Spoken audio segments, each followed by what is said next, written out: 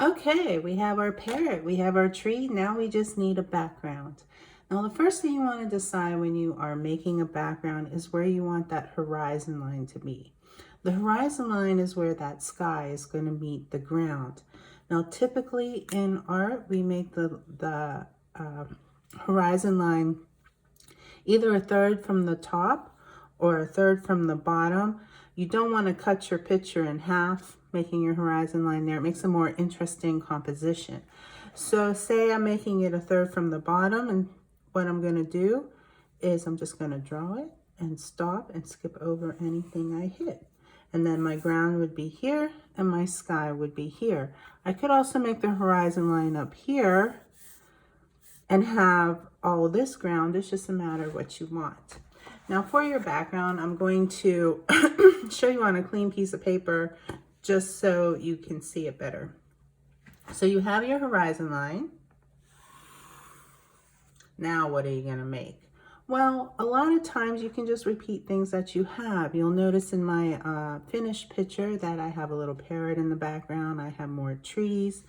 One thing you want to keep in mind is as things go back to this horizon line, they're going to get smaller. So for example, if you look at our tree right here, if I drew another tree smaller and closer to the horizon line,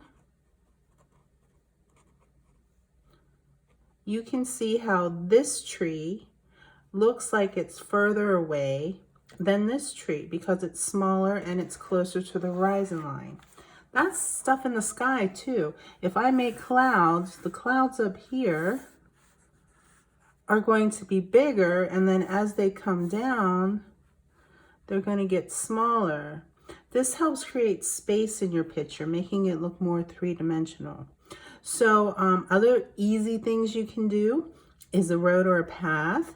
If you're making a road, you simply can make two straight lines, almost like a triangle, and you can see how it's going smaller as it's getting back. So if I was making a dotted line on this road, these dots would be smaller, closer together, and then as I come towards me, they're going to get bigger, further apart.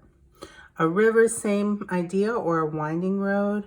You make like a S curve, and then you're just going to have it be skinny and get wider and get wider. And it'll give the illusion that it's going back into the picture. That's what drawing is. Drawing is all illusions. You can make some plants. If you look in my finished one, I made like some cattails. And all I did there was I made some sword leaves. And I had them doing different things. And it's good to have things overlap in your picture. It helps create a more interesting design. And then I have it come up, and then I have my cattail part. Or you can do ferns. Ferns are also pretty easy. You just start with some curved lines, and then you decide what type of leaf do you want on that fern. It could be rounded. It could be a zigzag leaf, like real sharp. Not my best leaf, I don't think. You could do loops. And all of this creates a different effect. Again, if I was doing this fern up here, it would be smaller because it's further back in the page. Same thing with like a flower. A flower down here, I'm gonna see the whole flower. I'm gonna see the leaves, I'm gonna see the top of the flower. As we start getting back into the picture, a little further back, maybe I just see the top of the flower. And then it gets smaller and smaller and smaller till it's just a dot. Other ideas you can actually put on the horizon line are mountains. Now when you make mountains, you want to avoid having them all the same size and spaced out evenly, or it makes it, you know, kind of look like teeth, unless that's the look you're going for. So what I like to do is I try to mix up the shapes, mix up the sizes, have tall ones, have small ones, you know, just to mix it up a little bit. And